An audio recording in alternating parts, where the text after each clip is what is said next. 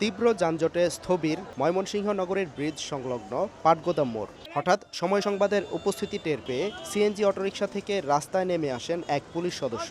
এরপরেই দায়িত্ব পালনে নেমে পড়েন আরও দুইজন। যানজট নিরসনে এমন দুর্বল ট্রাফিক ব্যবস্থায় ক্ষুব্ধ নগরবাসী।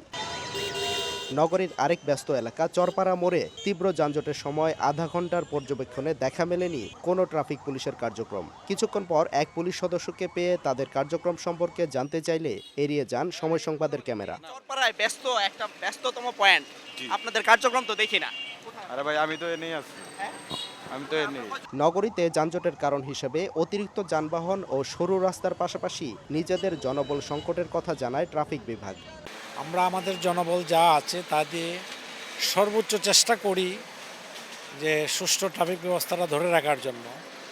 এরপরও কিছু সীমাবদ্ধতা আছে। জেলায় পুলিশ পরিদর্শক সার্জেন্ট দায়িত্বে রয়েছেন 107 জন।